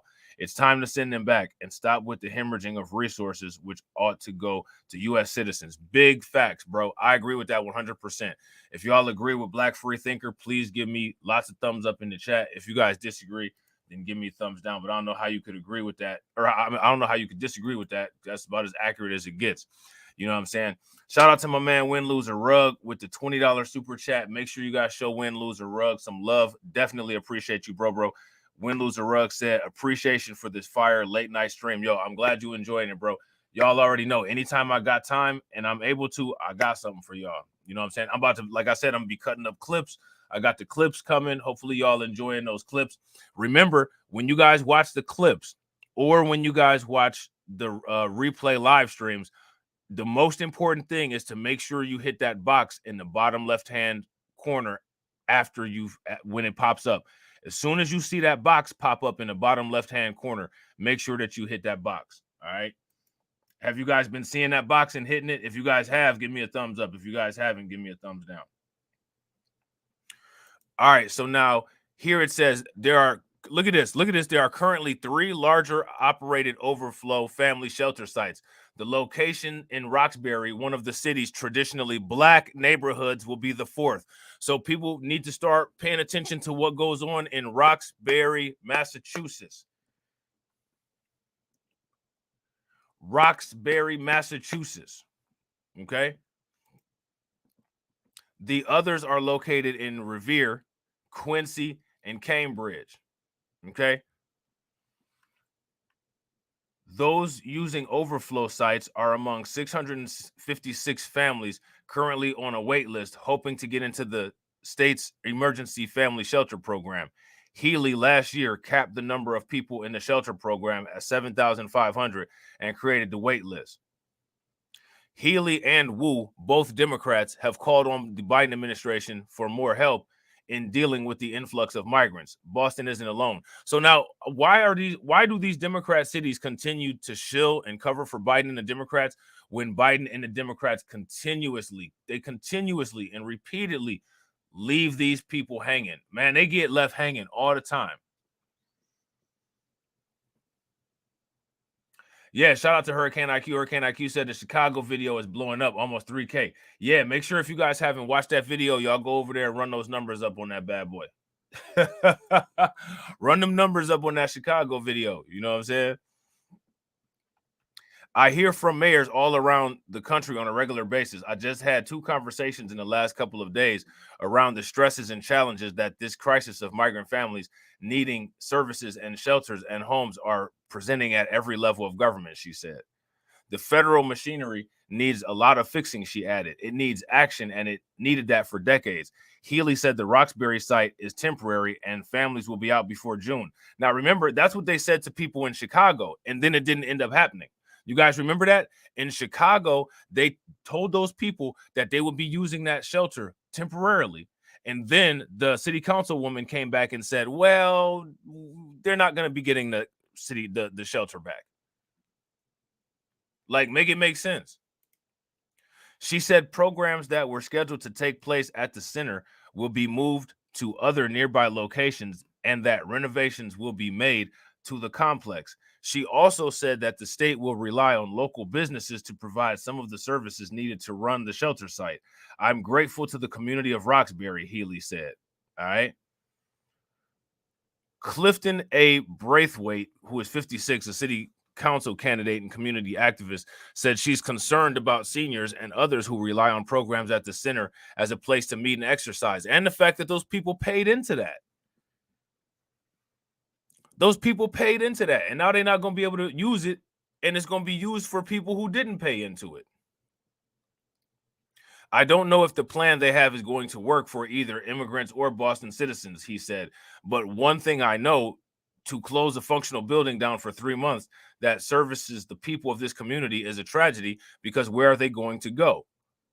Audra White, who is 41, lives around the corner from the recreational complex and said she was troubled when she returned from a vacation in September and saw homeless migrants and their children sleeping on the floor at Logan International Airport. So they've been sleeping on the floor at these other airports too. They've been sleeping on the floor at these other airports too. It's not just going on in Chicago. Logan Airport is not an appropriate place to have people living in hallways, she said. At the Cass, there are showers, there are bathrooms, people can actually wash, she said, referring to the Cass recreational complex. It's not a home. It's amazing how they can sit there and say, well, you can't sleep on the floor at the airport because it's not a home, but you can sleep at the rec center but the rec center's not a home either. Like, the logic that you're using to justify why they shouldn't sleep at the airport is the logic that you're using to justify why they should take the recreation center away from the people who paid for it and repurpose it for people that didn't pay for it. If that makes sense, give me a thumbs up. If that doesn't make any sense, give me an angry face. In Chicago, Mayor Brandon Johnson has announced that the city will again extend its 60-day limit on shelter stays for asylum seekers, just days ahead of a deadline that could have evicted nearly 2,000 migrants. Johnson said Monday the idea is to give people more time to resettle and find work. Now, how are they going to find work if the same Democrats are complaining, saying that they don't have access to work because of legislation? These very same Democrats said, well, we need to create programs for them and make legislation so that they're able to work. So if they haven't done any of that yet, what is extending their shelter stay going to do to help them find work? Like, the arguments that they're using don't even make any sense. Their arguments don't make any sense. You know what I'm saying? And real quick, shout out to y'all, man. I appreciate everybody that's in here. We got 41 people watching and we got 37 likes. If everybody can bang on that like button and get us to 70, that'd be great. Also, if you guys haven't shared, make sure that you guys share. If you're watching on another social media platform, make sure you share from that other social media platform that you're watching. Definitely appreciate it. The policy change adds 30 to 60 more days for roughly 14,000 migrants already living in the city's 28 shelters, which include warehouses and park district buildings. As many as 800 asylum seekers have lived temporarily at Chicago's O'Hare International Airport, sleeping on the floor and on cots at a shuttle bus center. Some stay there for weeks at a time while they await beds at one of the city's 28 shelters or can make other arrangements. Chicago's daily migrant dashboard showed 128 living at O'Hare as of Wednesday. How many people have seen this Chicago migrant dashboard? Anybody ever seen this? This is interesting. If you guys have seen the Chicago migrant dashboard, give me a thumbs up. If you guys haven't, give me a thumbs down. If you guys haven't seen it, we're going to take a quick look at it once we get through this article here. Okay. Look at this. I don't know if y'all ever saw that TV show called The Strain, but this looks scary and weird with this like this. This looks really weird. You know what I mean?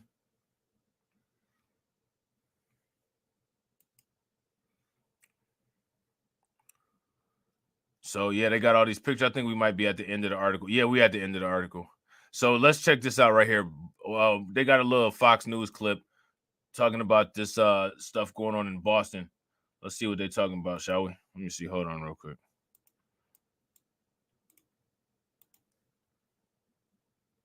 Oh, hold on. Hold on. There we go. Where's Lawrence today?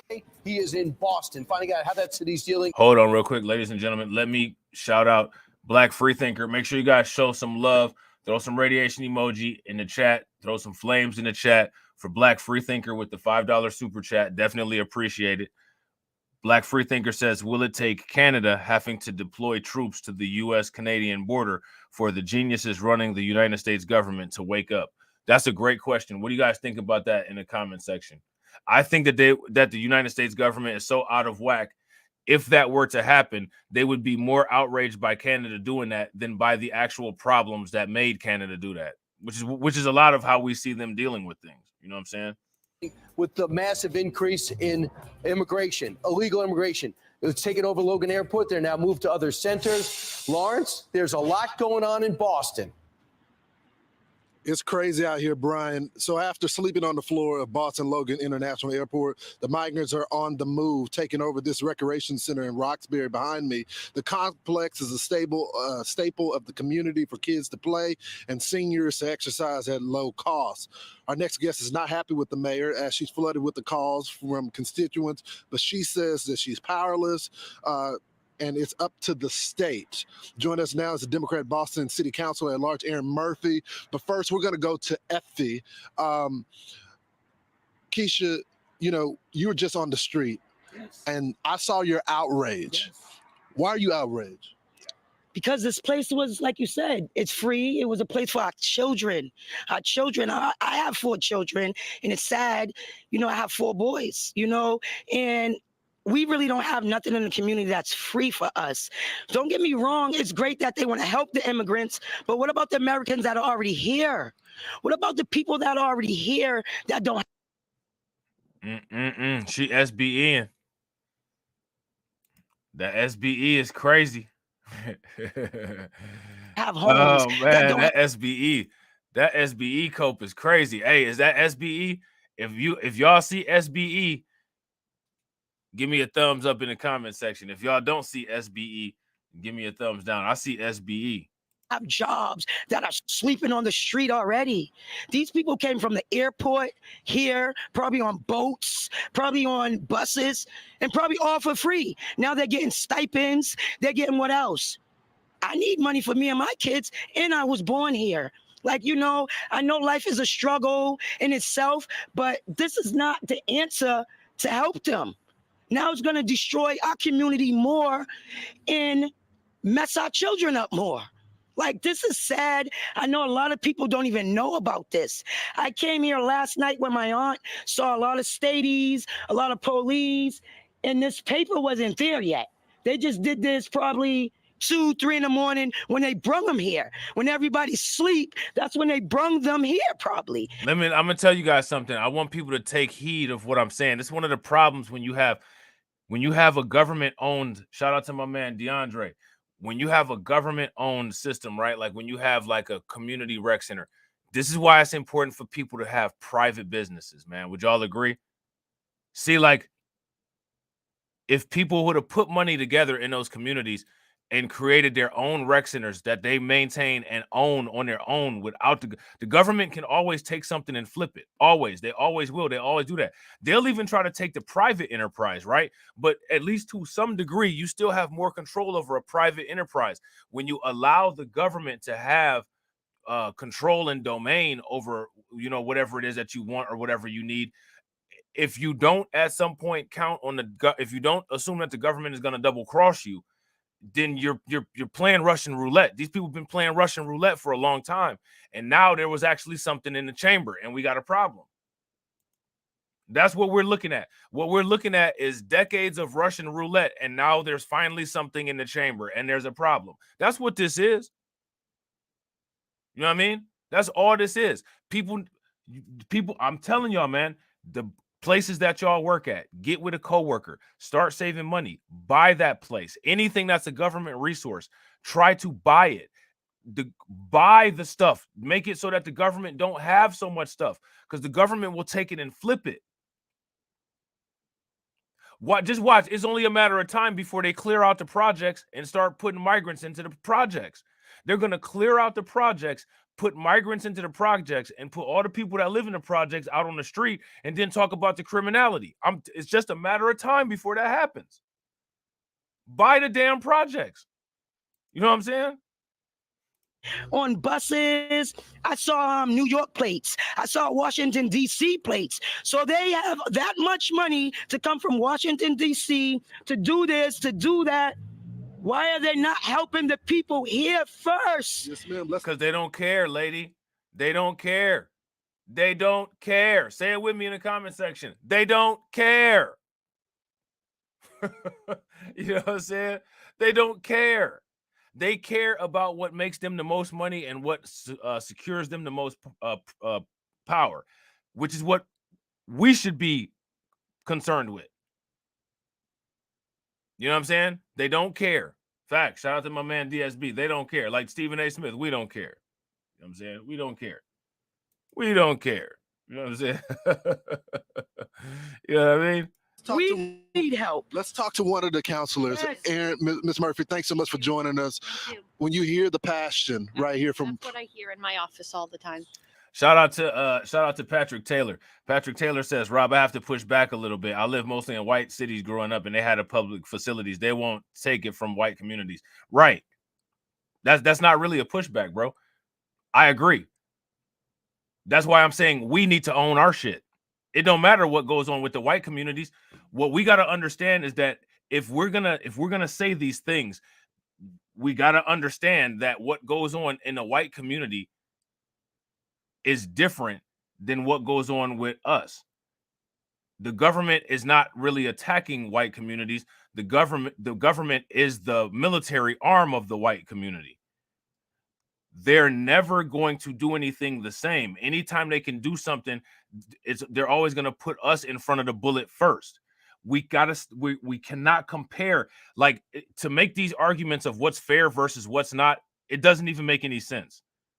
If we're supposed to be taking care of us first, then for us to expect white people to take care of us before they take care of them is ridiculous, is absurd.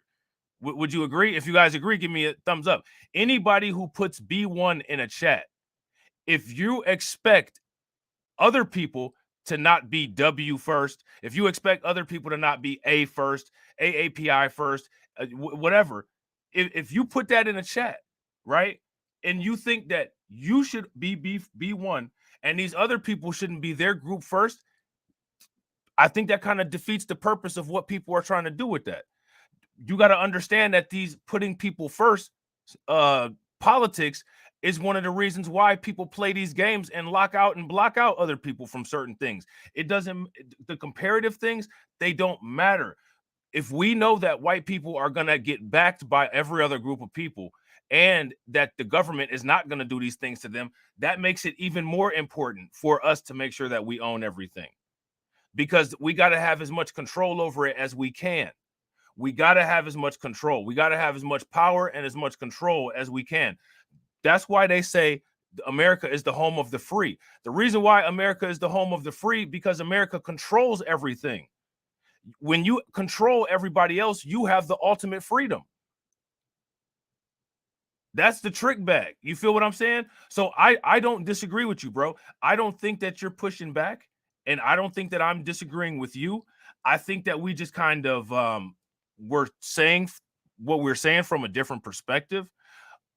But I agree with you that they're not going to take away from the white communities.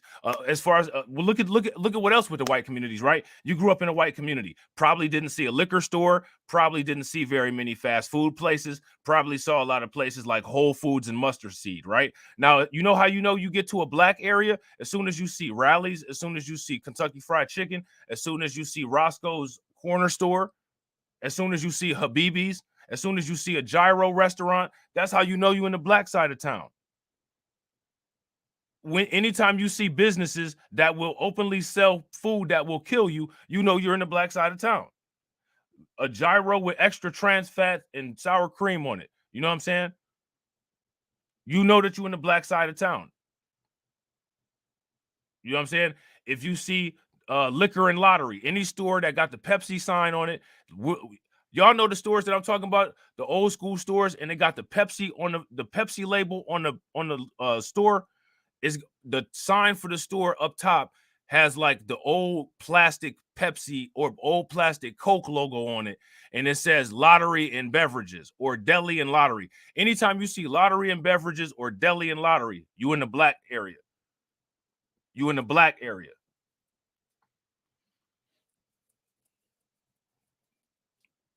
You know what I'm saying? That's how you know if you go to any other state, if you go anywhere, if you've ever lived in the hood or spent any amount of time in the hood, you always know when you in the hood versus when you're not. Because as soon as you see places that say deli and lottery, check cashing, you know what I'm saying, same day cash, when you see those Coca-Cola and Pepsi signs, you know you in the hood. You know you in the hood. They don't put that stuff in the white neighborhoods because the government is not trying to harm white people. Remember, the government advocates for black people to get abortions. The government advocates for you to eat shit. You know what I'm saying? The government advocates for you to not go to school, right? When it comes to white people, the government, the government advocates for fertility drugs, right? The government advocates for them to go to school. You know what I'm saying? And the government advocates for them to have good food by putting places like Whole Foods and Mustard Seeds in the neighborhoods. That's how you can tell. When you driving up and down the streets and you see places that don't have a Surgeon General warning on them, you know you're in a white neighborhood. When you go to a neighborhood and everything that you eat, you heard something about giving you cancer or causing you problems, you know you're in a black neighborhood, because that's what that's there for. You know what I'm saying? Shout out to my man Patrick Taylor. Patrick Taylor said, no rallies, Rob. Even when black owned things, they took it. Man, I love rallies, bro. I ain't even gonna lie to you. I'm messed up from all my time in the hood. I love rallies. I love rallies fries. I love funnel cake fries. You know what I'm saying? I ain't gonna lie, you know what I'm saying? But it's just, you got to be aware of your surroundings, though. You know what I'm saying? They're not gonna put that stuff in the white neighborhood. That's one of the reasons you see the pawn shops. That's what I'm saying. The check cashing place. You know what I'm saying? This is Habibi's check cashing, and you go in there and the foreign dude work in there. Like that, you already know. If you see I've never seen Vallejo gas stations in good white neighborhoods. You know what I'm saying? Anytime you see a Vallejo's gas station, it's always in the absolute worst part of town. At least here in the state that I live in. You know what I'm saying? Do y'all have a Vallejo's where y'all at? Now, see, when I went to Florida, I've never seen a nice Popeyes, but they actually had nice Popeyes down there. It was wild. You know what I'm saying? Here, where I live at, the Popeyes is in the hood, and they're ratchet. You know what I'm saying? Now, there's this gas station chain called Vallejo's. Yeah, you know what I'm talking about, Mr. King. Here, those are always in the worst area. I mean, when I tell you the worst areas, the areas that are beyond the hood. Like, there's the hood, right? And everybody knows what the hood is. The hood ain't necessarily bad, though. I'm talking about them areas that are like beyond the hood, like where it should say "Welcome to Skull and Crossbones Corporation Limit," not like the city name. You know what I'm saying? That's where the Valeros are here. You know what I'm saying? And it is a balance. Like I was telling you earlier, the state owns this building, so the governor has to make a decision on where to put the overflow migrants. But at the same time, the community needs to make sure that that we keep their services in place. Why would they declare Boston as a sanctuary city? That's a great question. I'm gonna ask y'all that. Oh, yeah. You said it's called Checkers? Not right. Yeah, well, Checkers, they the same company, but I think when rallies is not on the East Coast, it's called Checkers in some places. I think it's called Checkers in the East Coast too. One of my homies used to live in the DMV. He used to live in Silver Springs, Maryland, and I think that it was called Checkers down there too. I think they got Checkers out in California. I think that's what it's called out there. I mean, I think a lot of cities across this country once they declare themselves a sanctuary city, I'm not sure if they knew the amount of support we were going to need to give. I know you're a Democrat, but do you think declaring cities as sanctuaries was a mistake in retrospect? Looking back, if our communities end up losing the services they need to live full lives, I think we may be questioning that. So see, this is what let me ask y'all this question, man.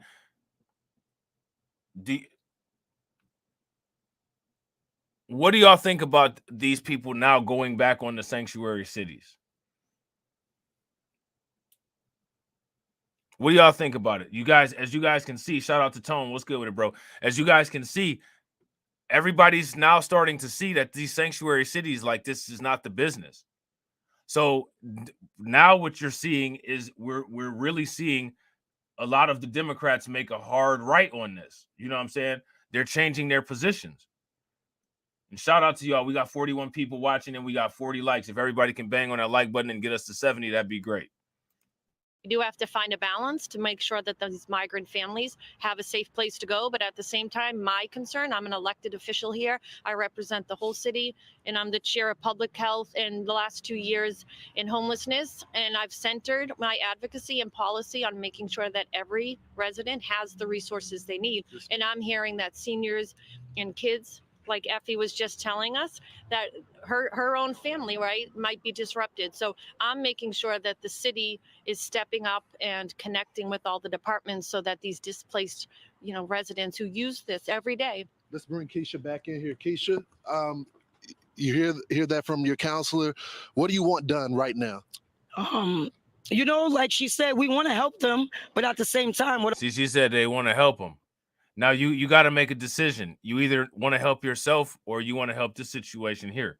So see what happens is, now I want people to pay attention. This propaganda has people so confused that they don't know whether to help themselves first. They don't know whether to help themselves first or to help somebody else. You need to help yourself. That's the most important thing. That is always the most important thing. The most important thing is to make sure that you take care of your survival first and foremost. And then if there's extra, then you deal with the extra.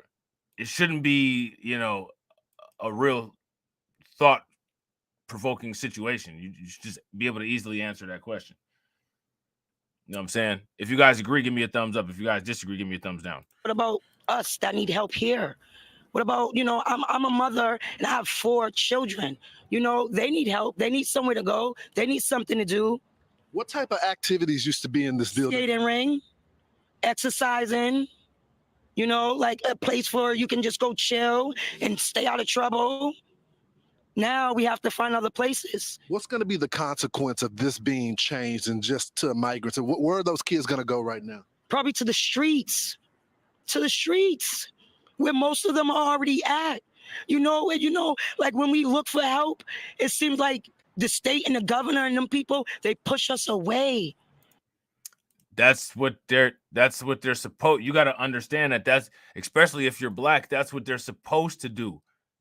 You improving your situation is a threat to them. So they're always going to push you away. You got to understand this, man. People got to understand this. See, I'm trying to tell y'all, man, like when people listen to this kind of stuff, you can't, don't get mad about it.